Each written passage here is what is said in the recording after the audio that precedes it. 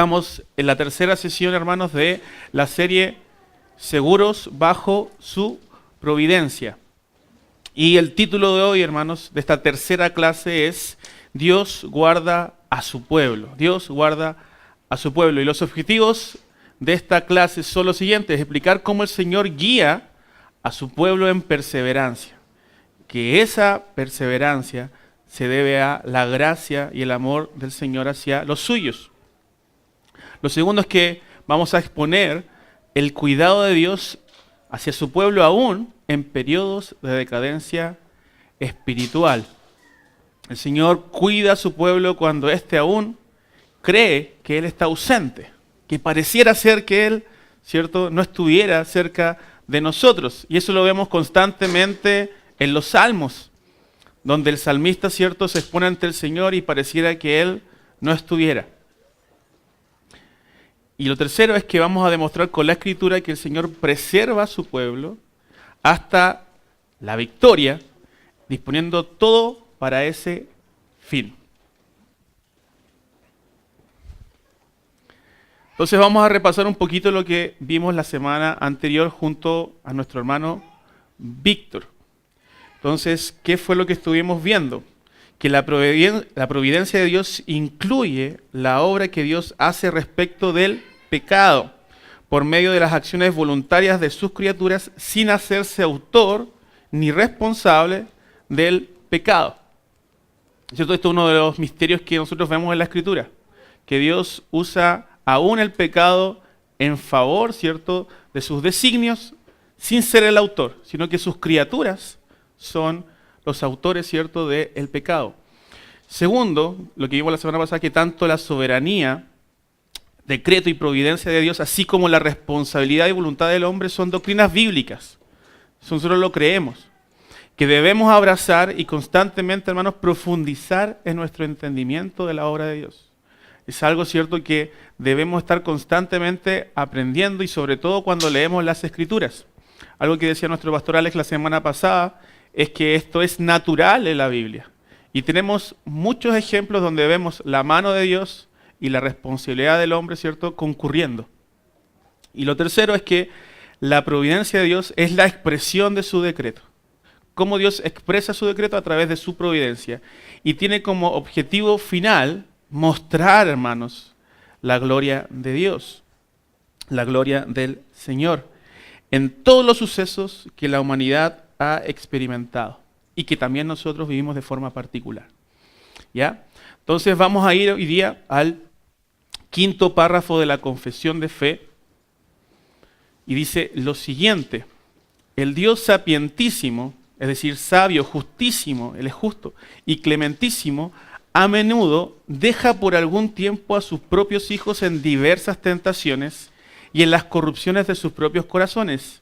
¿Con qué fin? Lean con atención. A fin de disciplinarlos por sus pecados anteriores o para revelarles la fuerza oculta de la corrupción y del engaño de sus corazones, para que sean humillados y para llevarlos a una dependencia de Él más íntima y constante, para su apoyo en Él y para hacerlos más vigilantes contra todas las ocasiones futuras del pecado y para otros fines santos y justos. Por consiguiente, todo lo que ocurre a cualquiera de sus escogidos es por su designio, es por su decreto, para su gloria y para el bien de ellos. Entonces vamos a estar profundizando en este párrafo. Cosas que tenemos que considerar, hermanos. Que esta providencia especial de Dios hacia su pueblo tiene como base, ¿qué atributos? Fíjense en esto: su sabiduría, su justicia y su misericordia. Esa es la base, hermanos, con la que Dios, ¿cierto?, tiene una providencia especial sobre los suyos. Ahora, esa disciplina que Dios ejerce sobre su pueblo es momentánea. Él los deja momentáneamente en las corrupciones de sus tentaciones y de sus pecados. Pero ¿cuál es el fin? Fíjense en estos 4 fines. Para que sean humillados, dice la confesión, para que se vuelvan dependientes de Él. Tercero, para hacerlos más vigilantes. Y cuarto, para generar fines santos y justos en nosotros. Si nosotros observamos cada uno de estos fines, hermanos, es un bien finalmente para cada uno, ¿cierto?, de los suyos, de su pueblo. Entonces, podemos ver ahí, ¿cierto?, esas manos que hablan, ¿cierto?, de que somos vasos de qué, nos dice la palabra en Romanos 9. Somos barros de barro y vasos de misericordia, ¿cierto? El Señor deposita en estos vasos, en ustedes, misericordia. ¿Y para qué? Todo esto para redundar en su propia gloria y su propia, ¿cierto?, alabanza. Ahora, esto es con su pueblo. Pero en cuanto, hermanos, a los impíos, vemos que la base de la ira de Dios son otros atributos, que son la santidad, su justicia y su poder. Y Dios castiga a los impíos abandonándolos eternamente. En cambio, en el creyente es de forma momentánea, es pasajera, hermanos. Es pasajera. Pablo nos habla, ¿cierto?, en sus epístolas, que esta leve tribulación genera en nosotros un eterno, ¿cierto?, mayor peso de gloria, ¿cierto? Pero es una leve tribulación. En cambio, Dios, ¿cómo castiga a los impíos? Abandonándolos eternamente. Y Romanos capítulo 1. Romanos capítulo 1 nos dice que Él abandona a los impíos, ¿a qué? A su propia inmundicia, a pasiones vergonzosas y a una mente reprobada. Entonces el castigo que Dios le da a los hombres, hermanos, es que ellos sigan sus propias pasiones.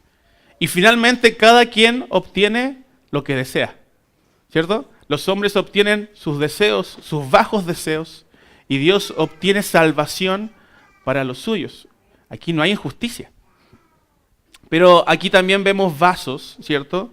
Quiero que vean esa imagen, no se ve tan nítida quizás, pero también son vasos, pero vasos de ira, ¿cierto? Eso dice la palabra en Romanos 9.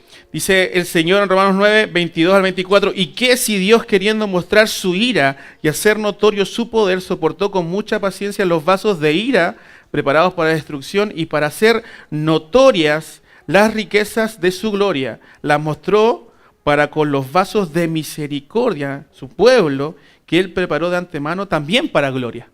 Entonces tenemos vasos de misericordia que son para su gloria, ¿cierto? Él se regocija en salvar a los suyos. Y también tenemos vasos de ira, donde también se manifiesta su gloria, donde Él castiga el pecado sobre ellos. Pero también redunda, según Pablo, ¿cierto? En Romanos capítulo 9, para su gloria. Entonces, Él se glorifica en cada uno, ¿cierto?, de sus propósitos. Entonces vamos a ver algunos ejemplos donde vemos, hermanos, este fenómeno en donde Dios, ¿cierto?, abandona momentáneamente a su pueblo. En la enfermedad del rey Ezequías dice lo siguiente: en aquel tiempo Ezequías se enfermó de muerte y oró a Jehová. Ustedes conocen esta historia probablemente. Que él le respondió y le dio una señal. ¿Se acuerdan cuál era esa señal? ¿Cierto? Que se retrocedieran los grados, ¿cierto?, del sol. Mas Ezequías, fíjense, no respondió al bien que le había sido hecho. O sea, no respondió en coherencia a lo que Dios había hecho en su favor, sino que se enalteció su corazón y vino la ira contra él y contra Judá y Jerusalén. Pero Ezequías, después de haberse enaltecido su corazón, se humilló él y los moradores de Jerusalén, y no vino sobre ellos la ira de Jehová en los días de Ezequías. Mas en lo referente a los mensajeros de los príncipes de Babilonia que enviaron a él para saber del prodigio que había acontecido en el país, Dios lo dejó para probarle, para hacer conocer todo lo que estaba en su corazón. Entonces muchas veces nos pasa algo similar a lo que Ezequías experimentó en este pasaje. Que muchas veces nosotros, ¿cierto?, pecamos, vamos, ¿cierto?, nos sumergimos en nuestras tentaciones y el Señor momentáneamente nos abandona. ¿Para qué? Para que manifestemos lo que hay en nuestro inconstante corazón, hermanos. Porque nuestro corazón, que dice la palabra, que es engañoso. Engañoso, hermanos. Y muchas veces pensamos, hermanos, estar firmes en Cristo. Pero pareciera ser que esos pecados que habían sido mortificados, ¿cierto?, de nuestra carne, vuelven a aparecer con más fuerza y nos sumergimos, hermanos, en una depresión espiritual. Y el Señor en este caso dejó momentáneamente a Ezequías en sus tentaciones. Por lo tanto, Dios prueba, hermanos, a su pueblo en diferentes maneras y de diferentes formas para mostrarle todo lo que hay en su corazón. ¿A fin de qué? De que seamos persuadidos de la multiforme corrupción que hay en nuestras vidas, en nuestros corazones. Y aquí, hermanos, ¿cuál fue el pecado que cometió en este caso Ezequías? Que hubieron mensajeros de Babilonia que vinieron a ver lo que había acontecido y Ezequías le mostró, ¿cierto?, todo lo que él tenía. La plata, el oro, se narra en Ezequías 39. Y el profeta va y confronta a Ezequías. Pero la actitud ahora de Ezequías es muy diferente cuando él conoce que iba a morir, porque recuerden que él iba a morir, ¿cierto? ¿Se acuerdan? El Señor le dice, vas a morir, y él se arrepiente. ¿Ya? Pero ahí dice la palabra que se enaltece nuevamente después de ese milagro. Pero ahora, en esta segunda ocasión, miren lo que dice Ezequías a Isaías, el profeta. Isaías 39:8, perdón, dice, la palabra que has hablado es buena, y añadió, a lo menos haya paz y seguridad en mis días. Él sabía que ya había pecado, pero ahora su respuesta es, ten misericordia, Señor, de mí. Entonces, el Señor lo que hace a través, ¿cierto?, de estos procesos es que dependamos más de Él. Él en su providencia, ¿cierto?, encamina todo para que comprendamos y le conozcamos más profundamente. Entonces, consideraciones, hermanos, a esto que tenemos que tener. ¿Cómo debemos concebir esta verdad de la providencia? Lo primero, hermanos, es que Dios en su infinita sabiduría nos deja momentáneamente, ¿cierto?, en nuestras tentaciones para mostrarnos, hermanos, nuestra debilidad. Él nos muestra lo débiles que somos. Pero no debemos, hermanos, importante, no debemos usar esta doctrina para justificar nuestras corrupciones. Estoy en pecado, no, es que el Señor en su providencia, ¿cierto?, me está ayudando a comprender algo más profundamente de su palabra. No, hermano. Todas las cosas nos ayudan a bien, pero no el pecado. El pecado es una ofensa, hermanos, contra el Señor. Y por otro lado, también podemos llegar a pensar, bueno, el Señor me cuida, tengo ropa, su providencia está en mi favor, pero vivimos en pecado y vivimos cómodos en el pecado. Y eso también, hermanos, es una mentira que generamos en nuestras mentes y en nuestros corazones. Lo segundo, hermanos, es que el impío vive en la corrupción de su propio pecado y en la tentación. Pero el creyente, ¿qué es lo que hace, hermanos? Él ora creyendo esta verdad. No nos metas en tentación, mas líbranos del mal. Hermanos, las tentaciones siempre van a existir en nuestras vidas. El punto es si nos introducimos en esas tentaciones. Porque vamos a experimentar día a día tentaciones. Entonces, esa es la oración del creyente. Por lo tanto, mi pregunta también es, en base a esta doctrina, es si tú estás luchando en contra del pecado. Porque si no estás luchando en contra del pecado, esa providencia especial de Dios no está sobre tu vida y debes arrepentirte. Debes arrepentirte. Tu oración no debe ser esa hoy día, debe ser, Señor, sálvame. Sálvame, por favor, salva mi vida. Tercero, es que el impío se entrega al pecado, hermanos. El impío se entrega y no hay lucha interna en él, porque es esclavo del pecado según la palabra. En cambio, el creyente lucha en contra del pecado y eso lo narra Efesios 6 una y otra vez a través de la armadura, ¿cierto?, que tenemos en Cristo. La armadura que el Señor le ha dado al cristiano. Porque, hermanos, el cristiano no practica el pecado, no es nuestro estilo de vida, dice 1 de Juan 3:9. Entonces, hay una lucha y esta semana nuestra hermana, si no me equivoco, ayer o anteayer, nuestra hermana Natalia mandó una de las resoluciones de Jonathan Edwards, la resolución 56. Y yo la puse porque tiene que mucho que ver con esto. Dice, estoy resuelto a nunca detenerme ni ablandarme en lo más mínimo en mi lucha con mis corrupciones, no importando si lo logro o no. Esa es la disposición del cristiano, luchar en contra del pecado. Y lo último que debemos entender, hermanos, que debemos recordar que la voluntad de Dios es nuestra santificación. Eso dice Primera de Tesalonicenses 4:3. ¿Cuál es la voluntad del Señor? Nuestra santificación. Y cada una de estas experiencias que vemos en la palabra llevó a estos hombres a una santificación mayor y un conocimiento mayor de Dios. Y sin esa santidad, hermanos, debemos recordar que no le veremos, ¿cierto? Sin santidad nadie verá al Señor. Eso dice Hebreos 12:14. Otro ejemplo, el censo de David, que vio nuestro hermano Víctor, ¿cierto? La semana pasada, ¿lo recuerdan? Dice que, 2 Samuel 24:1, volvió a encenderse la ira de Jehová contra Israel e incitó a David contra ellos a que dijese, ve, haz un censo de Israel y de Judá. Entonces, ¿qué es lo que fue, hermanos? ¿Qué fue lo que sucedió ahí? Después de que hizo el censo, ¿qué le pasó a David? Dijo, ¿estuvo bien lo que hice? ¿Se acuerdan qué pasó? Dice 2 Samuel 24:10, dice, después que David hubo censado al pueblo, le pesó en su corazón, dice. Le pesó. Y dijo David a Jehová, yo he pecado gravemente por haber hecho esto, mas ahora, oh Jehová, te ruego que quites el pecado de tu siervo, porque yo he hecho muy neciamente. Eso dice David. Dios permitió ese pecado para que él comprendiera, ¿cierto?, la corrupción de su corazón y dependiera más fuertemente de él. ¿Y qué es lo que quería finalmente David, hermanos? El reino ya se había expandido, él quería seguir conquistando. Y el Señor había dicho, ¿cierto?, acerca del rey que se estableciese en Israel, que él no contaría con caballos, no contaría, ¿cierto?, con jinetes, sino que dependería del poder de Dios. Entonces, ese era el pecado de David. David fue humillado. Y recuerdan que era uno de los propósitos, ¿cierto?, de esto, de esta providencia en favor de su pueblo. ¿Qué dice, hermano Juan, por favor? Si alguien me puede ayudar con el micrófono. Salmo 119.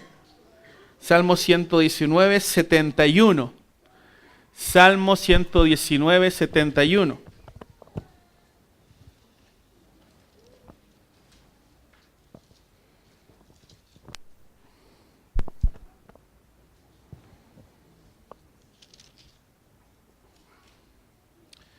Bueno me es haber sido humillado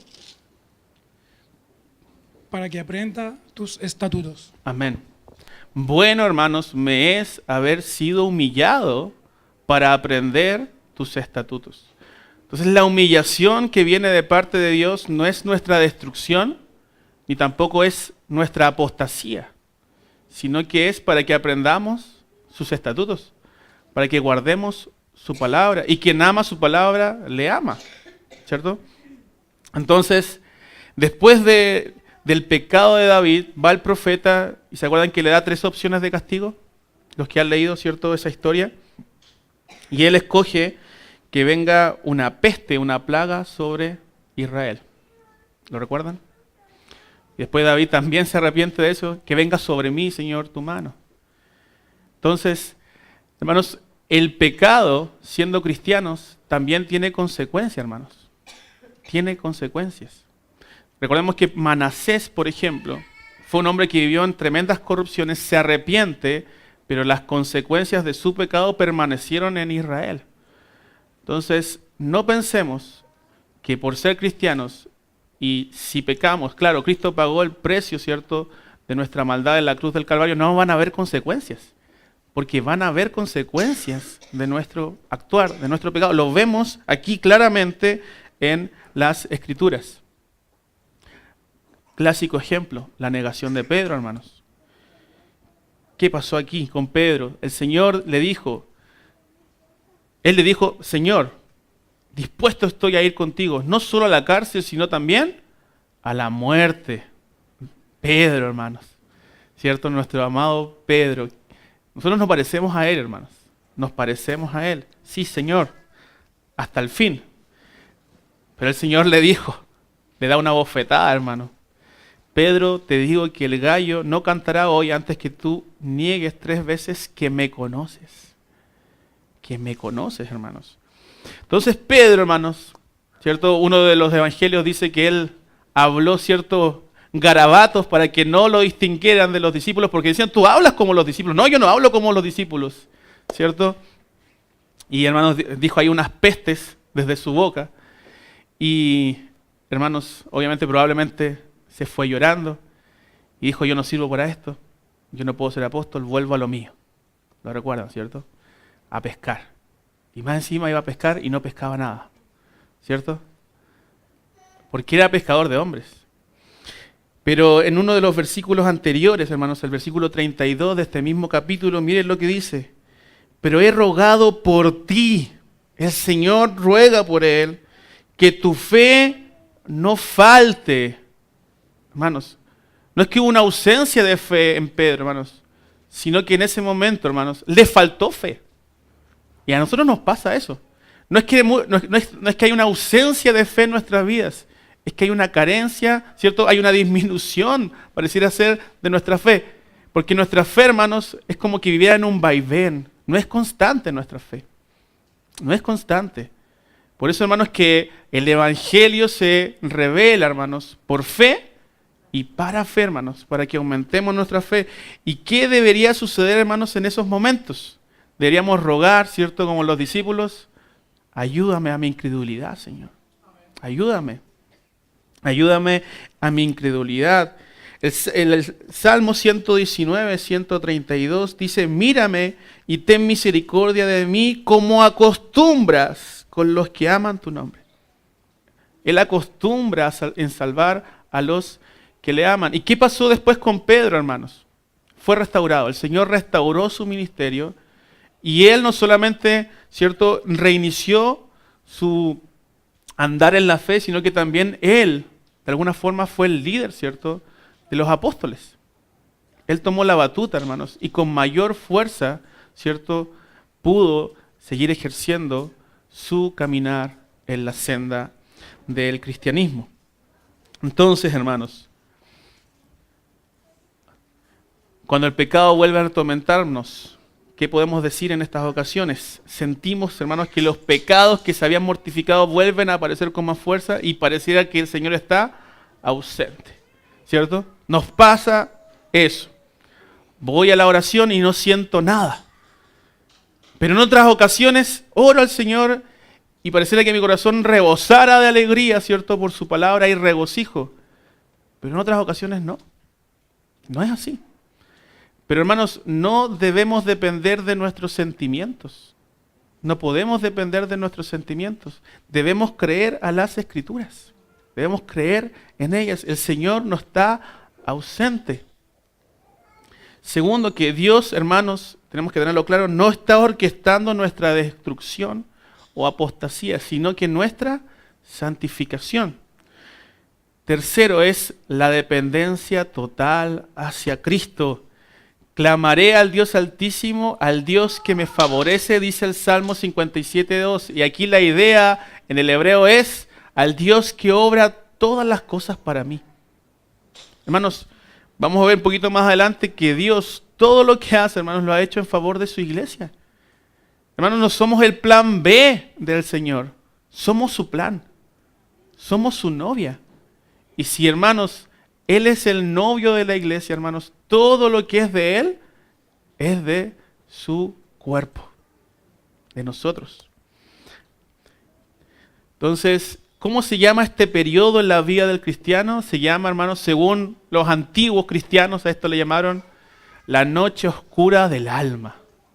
La noche oscura del alma. Quizás usted ha escuchado este concepto alguna vez.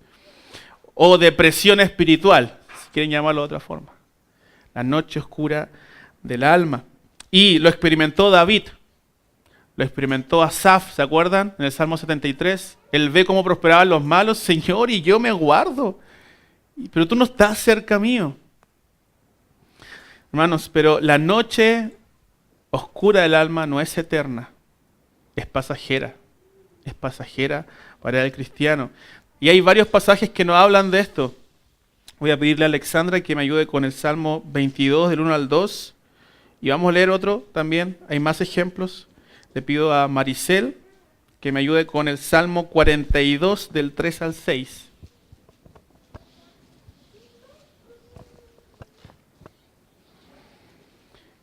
y le pido desde ya al hermano Leandro que pueda buscar 2 Corintios 4 del 7 al 10. 2 Corintios 4 del 7 al 10. ¿Qué dice Salmo 22 del 1 al 2? Dios mío, ¿por qué me has desamparado?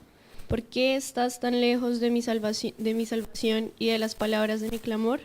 Dios mío, clamo de día y no respondes, y de noche y no hay para mi reposo. Amén. Sin duda, hermanos, que ese salmo es un salmo que no habla de Cristo, pero como aprendimos cuando hablábamos de la oración en el verano, ¿se acuerdan? David experimentó eso. David realmente lo experimentó, oraba y pensaba que el Señor no le respondía. ¿Qué dice el Salmo 42 del 3 al 6, hermana Maricel? Maricel se equivocó, hermano Mirko, las confundió. Fueron mis lágrimas mi pan de día y de noche, mientras me dicen todos los días, ¿dónde está tu Dios?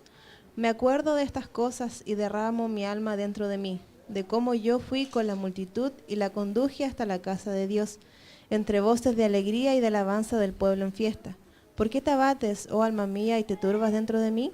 Espera en Dios, porque aún he de alabarle, salvación mía y Dios mío. Dios mío, mi alma está abatida en mí.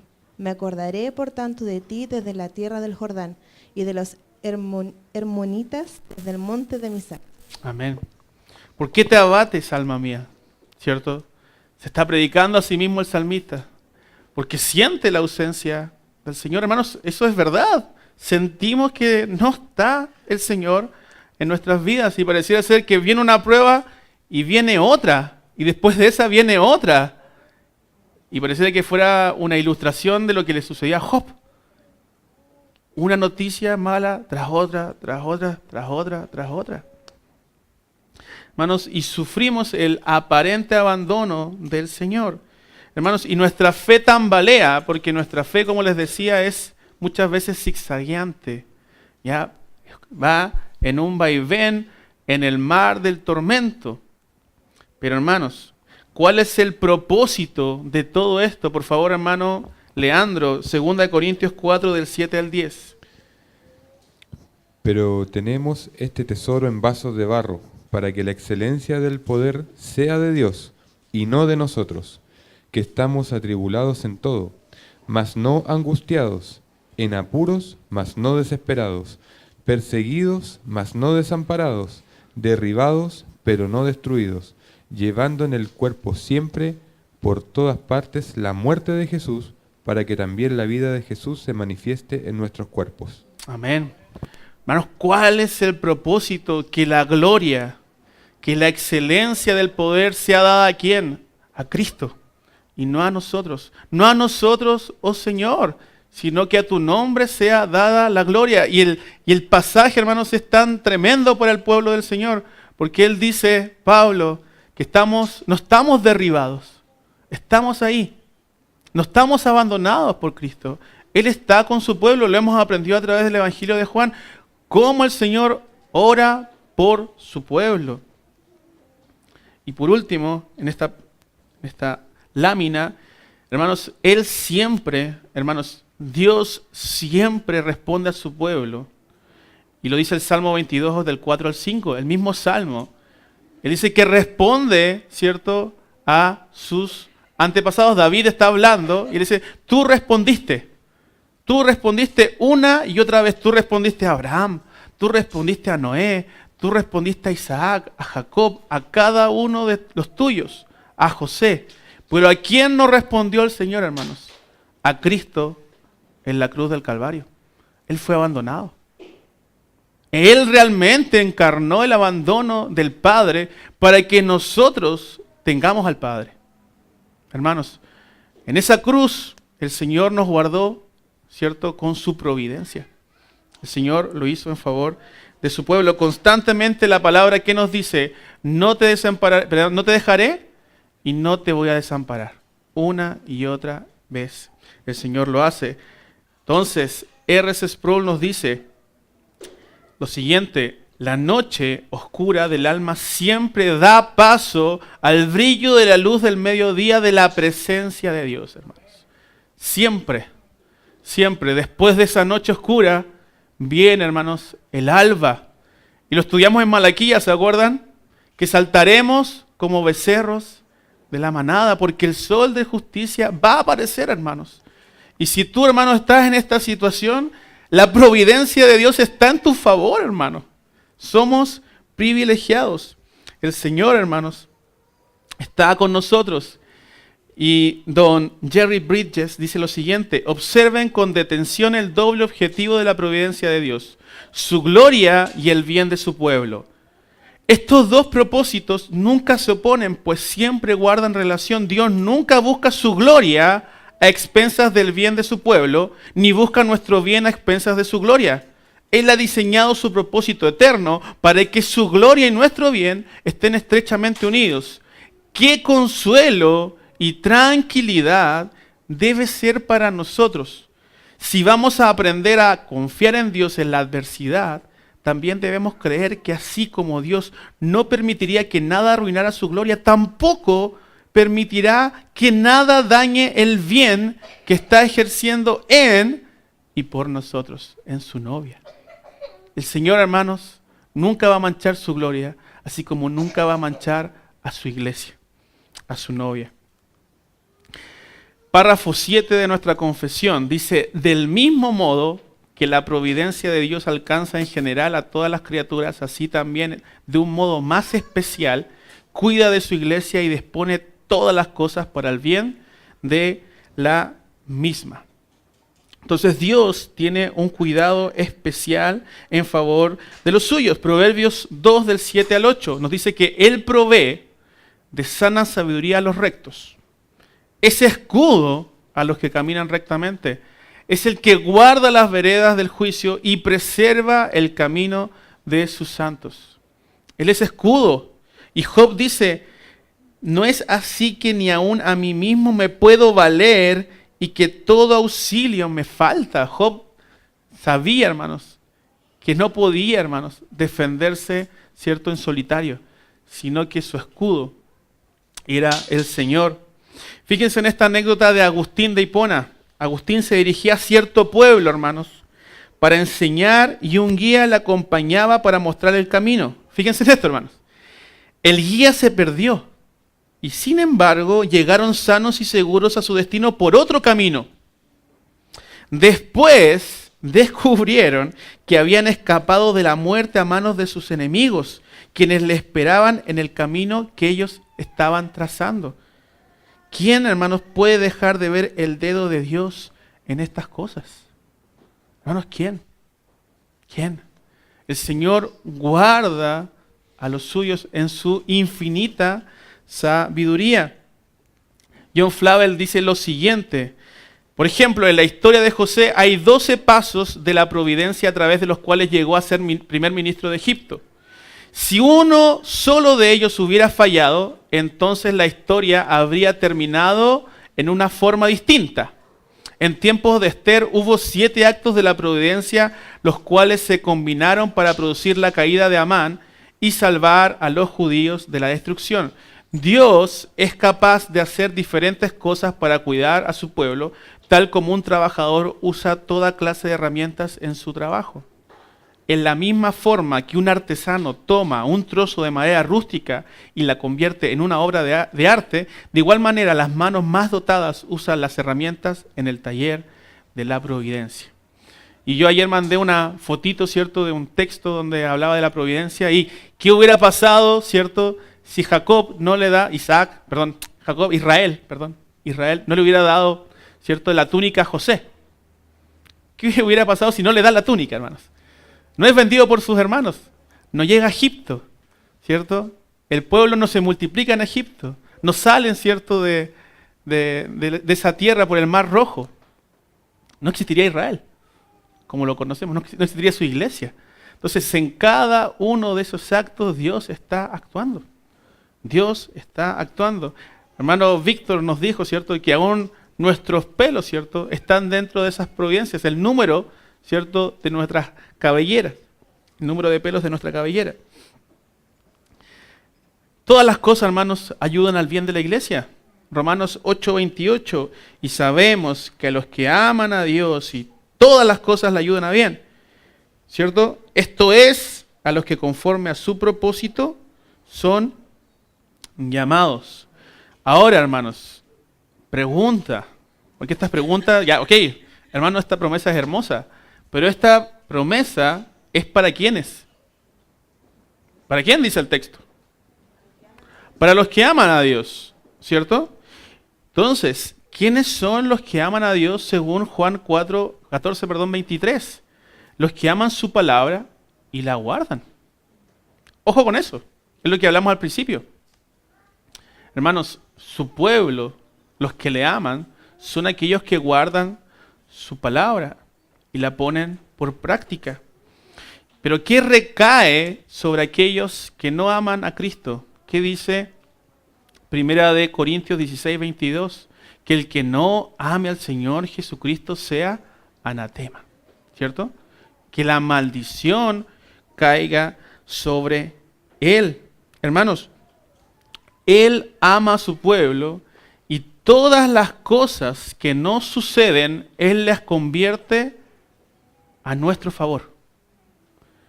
Incluso, hermanos, el pecado que va en contra de Dios, muchas veces, ¿cierto?, Él las utiliza en nuestro favor. ¿Para qué? Para depender más absolutamente de Cristo. Hermanos, y recuerden que los que aman a Dios tienen promesas. Por eso es que el Señor trabaja de esta forma en nuestro favor. Dice su palabra que cosas que ojo no vio, ni oído yo, ni han subido en corazón de hombre son las que Dios ha preparado para los que le aman, para los que estarán allá en el cielo. Y en el cielo hay santidad absoluta. Por eso es que Dios trabaja en nuestros corazones para que seamos más santos. Ese es el objetivo.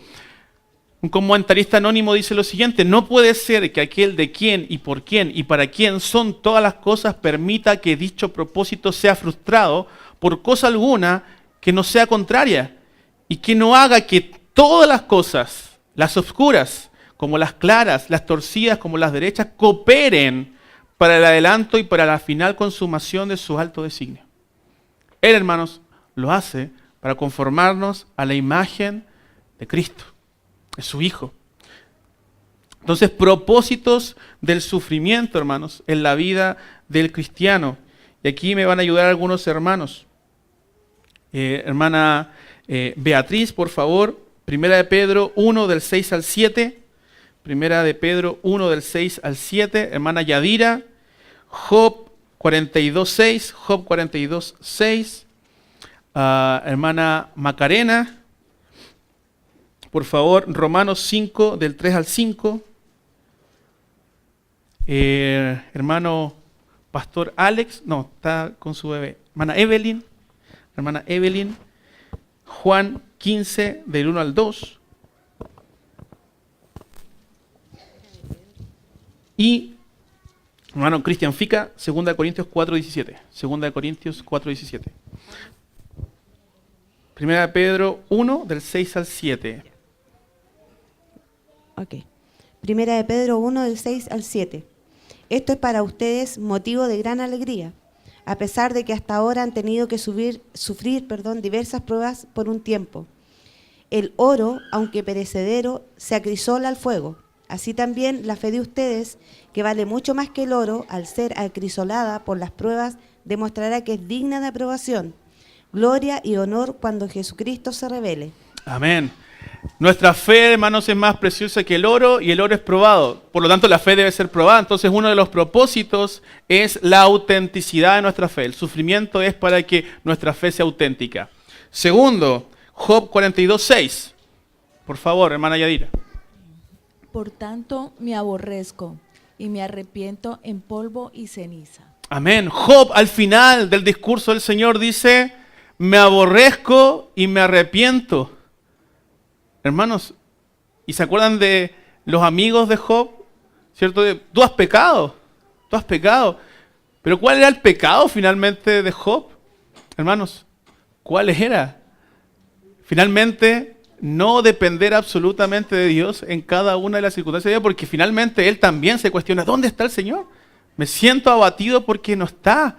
Y él se arrepiente.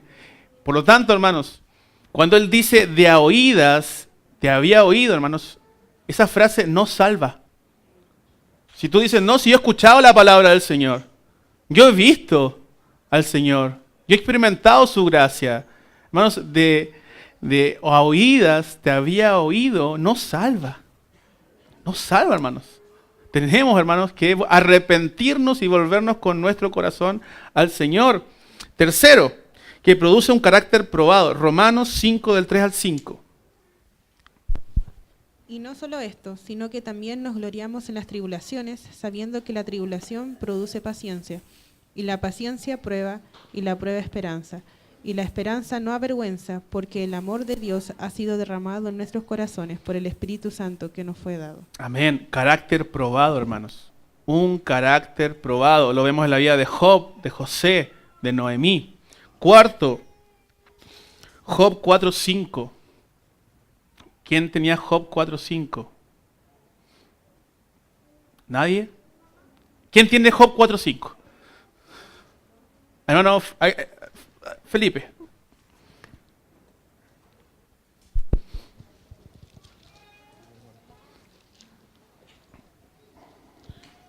Mas ahora que el mal ha venido sobre ti, te desalientas, y cuando ha llegado hasta ti, te turbas.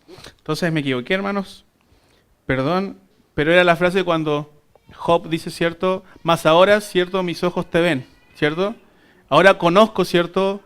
Que tú todo lo puedes, ¿cierto? Todo lo puedes. Ahí hay un error en el texto, pero finalmente la experiencia de Job, ¿qué obtiene él? Un mayor conocimiento de su Dios. Al final del sufrimiento, él obtiene un mayor conocimiento del Señor. 42:5, ¿sí? ¿Lo tiene usted, pastor? ¿Puede leerlo para que... ¿Lo tiene también Felipe? 42, léalo, Felipe. Ya, Del 1 al 5 mejor, léalo. 42 del 1 al 5. Sí. Dice, respondió Job a Jehová y dijo, yo conozco que todo lo puedes y que no hay pensamiento que se esconda de ti. ¿Quién es el que oscurece el consejo sin entendimiento? Por tanto, yo hablaba lo que no entendía, cosas demasiado maravillosas para mí que yo no comprendía. Oye, te ruego y hablaré, te preguntaré y tú me enseñarás. De oídas te había oído, mas ahora mis ojos te ven. Por tanto, me aborrezco y me arrepiento en polvo y ceniza. Amén, amén, amén. Entonces él obtiene un mayor conocimiento del Señor. Mirko, por favor, si puede venir con el micrófono donde nuestro pastor Esteban.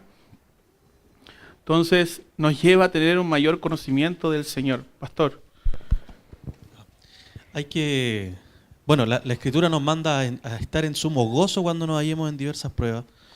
Y compara la prueba con el fuego, ¿cierto? El fuego que purifica llegando hasta la raíz del problema. Y lo que vemos en la vida de Job al final de los 42 capítulos llegando acá, es eso, es que el Señor lo que hace con Job no es tratar el problema que rodeaba a Job, ¿cierto? O los satélites de pecado que Job quizás tenía, sino que el Señor llega con las pruebas diversas a cauterizar la raíz del problema. Y vemos acá entonces cómo desde ese lugar postrado en humillación, cómo el Señor ha tratado la vida de Job de tal manera que quita el pecado desde la raíz a través de las pruebas. Por lo tanto, es hermoso meditar verdaderamente en esta herramienta que el Señor ocupa por nuestro bien. Amén, amén. Hermana Evelyn, ¿cierto? Juan 15, del 1 al 2. Yo soy la vid verdadera y mi Padre es el labrador. Todo pámpano que en mí no lleva fruto lo quitará, y todo aquel que lleva fruto lo limpiará, para que lleve más fruto. Amén. Produce fruto en nosotros. ¿Quién juega ajedrez aquí, hermanos? ¿Alguien juega ajedrez? Hermano Juan, hermano, ¿cierto? Reine juegan. Y quienes juegan ajedrez están dispuestos a perder ciertas piezas para ganar. ¿Sí o no? Se sacrifica el alfil, ¿cierto? La torre, pero ganan. El Señor hace eso. Él nos poda, hermanos. No elimina la rama completamente, sino que corta aquellas partes en nuestra vida que son innecesarias, que son pecaminosas, para producir triunfo en nosotros, gloria mayor, triunfo sobre el pecado y santificación. Entonces el Señor produce fruto. Hermanos, sexto, el sufrimiento nos ayuda a reconocer que solo Dios es nuestro verdadero tesoro, hermanos. Asaf al final dice, ¿a quién tengo yo en los cielos sino a ti, y fuera de ti nada deseo. Y aunque mi carne y mi corazón desfallezcan, tú eres la roca. Amén. Él es nuestro tesoro. Y Habacuc 3 también lo dice. Séptimo, hermano Cristian.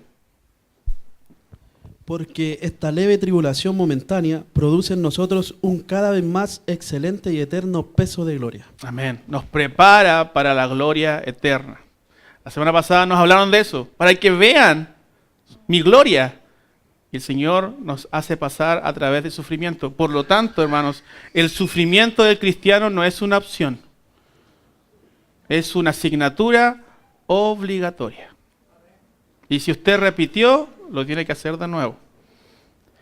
Hermanos, el Señor permite que seamos zarandeados.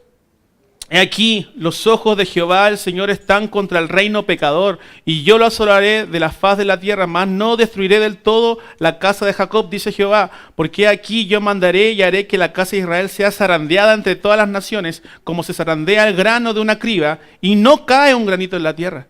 El Señor tiene la capacidad de zarandear el árbol, pero los frutos que están en la vid verdadera no caen. Hoy, aquí en esta iglesia, hermanos, sin saberlo, conviven la cizaña y el trigo. Pero va a llegar el día en que el fuego purificador purifique a los santos, pero elimine las ramas que no son de la vid verdadera. Dios ama a su pueblo. Isaías 43 del 3 al 5, porque yo, Jehová, Dios tuyo, el Santo de Israel, soy tu Salvador. A Egipto he dado por tu rescate, a Etiopía y a Seba por ti, porque a mis ojos fuiste de gran estima, fuiste honorable y yo te amé. Daré pues hombres por ti y naciones por tu vida. No temas, porque yo estoy contigo. Del oriente traeré tu generación y del occidente te recogeré. El Señor está dispuesto a amar a su pueblo, aún, hermanos, sacrificando otras naciones, ¿cierto? Que debían ser castigadas por su pecado. Ojo, que debían ser castigadas por su pecado, por ejemplo, Egipto. Todo lo que el Señor hace es en favor de su iglesia. Él sometió todas las cosas bajo sus pies y lo dio por cabeza sobre todas las cosas. ¿A quién? A su novia, a su iglesia, porque somos su cuerpo. Todo lo que es de Él es de la iglesia. Juan Calvino dijo: el más alto honor para la iglesia que el Hijo de Dios se considere a sí mismo en cierto grado imperfecto, en tanto que no esté unido a nosotros. Qué consuelo es para nosotros el saber que no será hasta que estemos ante su presencia que Él tendrá todos sus elementos constituidos o que Él desee ser considerado como completo. Él nos da a entender, ¿cierto?, que pareciera que estuviera incompleto. Él está completo en la Trinidad, sin duda, pero Él, para mostrar su gracia y amor hacia nosotros, nos dice: yo quiero estar con ustedes. Voy pues a preparar lugar para que donde yo estoy, ustedes también estén. Samuel Waldron, para ir cerrando ya la clase, nos dice, ahí se cortó un poquito, pero la leo: la providencia significa cuidado o atención dados a algo de antemano. ¿Quién en cualquier caso disfruta del cuidado especial de Dios? ¿Son los famosos? ¿Son los grandes? ¿Los líderes políticos? ¿Los judíos? No, es la iglesia. Este es el hecho velado a menudo, pero muy consolador. ¿Dónde está el punto focal de la providencia de Dios en el mundo? ¿Es en Jerusalén donde estuvo el templo? No. ¿Es en Roma, en el Vaticano? ¿Es en la Meca? No. Está donde nosotros, la iglesia, no embebamos la mentalidad secular en cuanto a lo que es importante en la vida. Es por causa de la iglesia por lo que ocurre todo en esta vida, hermanos. ¡Wow! Él siempre llevará a la victoria a su iglesia y tenemos más que victoria en Él. Finalmente, J.L. Packer nos enseña entonces, hermanos, ¿qué debe producir esto en nuestras vidas? Con esto concluimos. ¿Qué debe producir esto en nuestra vida? La creencia en la providencia determina muchas de las actitudes básicas de la piedad bíblica. El conocimiento de que Dios determina las circunstancias enseña a los fieles a esperar en Él con humildad, con paciencia, nuestra vindicación y liberación. No se nos permite, hermanos, abatirnos, desesperarnos. Él nos infunde coraje y esperanza cuando pasamos por dificultades, hermanos. Amén. Él, hermanos, ha hecho de su providencia, ¿cierto?, el sostén de la iglesia. Amén. Cerramos con esto. Si alguien tiene un comentario, Pastor Alex, hermano Mirko, si nos puede ayudar. Sí, recordemos también unir esta enseñanza con lo que hemos estado aprendiendo en el Evangelio de Juan. En el capítulo 17 dice que el Señor recibió un pueblo, ¿cierto? El Padre le dio un pueblo al Hijo para que lo guardara y no perdiera ninguno. Amén. Y eso de verdad también debería ser un consuelo para nosotros, porque ¿cuál fue el medio que Él ocupó para salvarnos y para no perder a ninguno? Fue entregarse a sí mismo. Y esa es nuestra mayor garantía de que Él nos salvará finalmente. Amén. Entonces, como decía alguien por ahí, si estamos dudando del amor de Dios, no tenemos que ver a las circunstancias, sino que ver a la cruz. Amén. Y ahí en la cruz vamos a encontrar la garantía más segura e inquebrantable de que el Señor nos está guardando y nos va a llevar al final, a la victoria final. Amén. ¿Alguien más para ir cerrando, hermanos? Hermana Lupe, ¿está por allá? Yo creo que se ajusta aquí a esto, y es que cuando a veces un hermano o un familiar también que sea cristiano o algo está pasando, entre comillas, la noche oscura del alma, a veces nosotros caemos en la tentación de creernos Dios, ¿no? De que queremos definir qué tiempo tiene que durar esa noche. Somos los amigos de Job muchas veces. Sí, somos los amigos de Job, así mismo.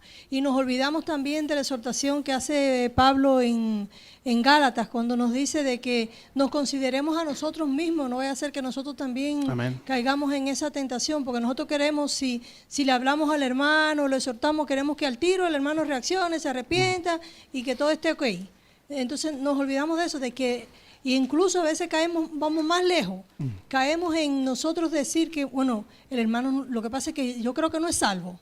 No, nos atribuimos incluso la salvación y nos olvidamos que la salvación es del Señor y que el tiempo es del Señor y que en su providencia el Señor hace las cosas como Él quiere. Amén, amén, es una muy buena observación, hermanos. Tener misericordia de aquellos que están pasando por ese periodo, que sin duda, hermanos, es difícil discernir a veces en nuestra pequeña sabiduría, pero en muchas ocasiones, hermanos, el Señor somete a los creyentes por ese periodo. Hermano Víctor, hermano Mirko, por favor, quiere decir algo y con él cerramos.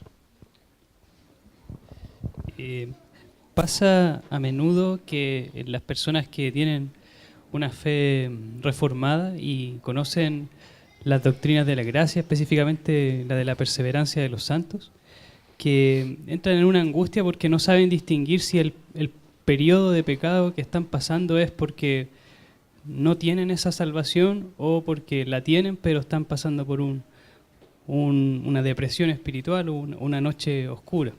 Entonces, ¿qué se le puede aconsejar a estas personas que creen efectivamente que el evento de la salvación es importante, que no es de tomarlo y perderlo cada cierto tiempo? ¿Qué se les puede decir para que no entren en esta angustia de tratar de indagar en esa niebla tan difícil que a veces se produce? Cuando Job experimenta eso, hermanos, ¿qué es lo que él se cuestionaba finalmente?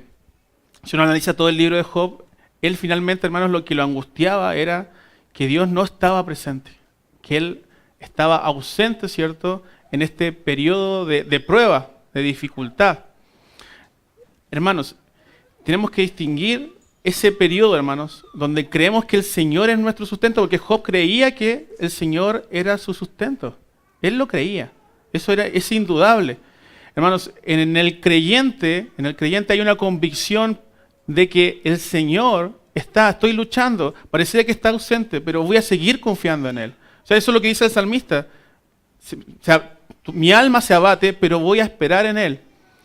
Pero no debemos, hermanos, ¿cierto?, justificar nuestro propio pecado, como lo dijimos al principio, con estar pecando y estar orando, ¿cierto?, de esa forma, de manera simultánea. Es decir, es como, yo no quiero que se caiga el vaso, ¿cierto?, pero estoy empujando al mismo tiempo para que se caiga. Eso, hermanos, significa que no hay salvación en tu vida y debes arrepentirte.